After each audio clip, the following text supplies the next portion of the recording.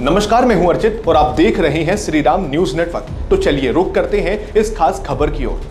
विदेश मंत्री एस जयशंकर ने आपातकाल की 50वीं वर्षगांठ पर कांग्रेस और गांधी परिवार पर तीखा हमला बोला। उन्होंने कहा कि आपातकाल इसलिए लगाया गया क्योंकि देश से पहले एक परिवार के हित को रखा गया। उस दौरान न लोकतंत्र बचा न जनता की आवाज। लोग जेलों में बंद थे, देश डर में जी रहा था और परिवार सत्ता का मजा ले रहा था। जयशंकर ने कहा कि कुछ लोग आज संविधान की किताब हाथ में लेकर घूमते हैं लेकिन दिल में उसका सम्मान नहीं करते।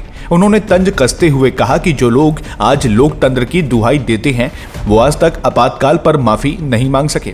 जयशंकर ने बताया कि जब वो विदेश सेवा में नए थे तब उनके सीनियर्स ने उन्हें बताया था कि दुनिया भर में भारत की मदर ऑफ डेमोक्रेसी वाली छवि को गहरा धक्का लगा था। भारत की बहुत आलोचना हुई और भारतीय राजनीतिकों के लिए हालात बेहद कठिन हो गए। विदेश मंत्री ने कहा कि आपातकाल के दौरान सिर्फ 2 साल में 5 बार संविधान में संशोधन हुआ और 48 अध्यादेश लगाए गए। 38वें संशोधन में आपातकाल को अदालत में चुनौती देने का अधिकार छीना गया, जबकि 42वें संशोधन में मौलिक अधिकार कमजोर कर दिए गए और न्यायपालिका की शक्ति सीमित की गई। एस जयशंकर ने कहा कि 1971 में मिली चुनावी जीत के कुछ साल बाद ही सरकार की लोकप्रियता गिरने लगी थी। भ्रष्टाचार और महंगाई बढ़ गई थी। गुजरात और बिहार में आंदोलन चल रहे थे। युवराज के बिजनेस को लेकर सवाल उठ रहे थे। ऐसे में सरकार ने सत्ता बचाने के लिए आपातकाल थोप दिया।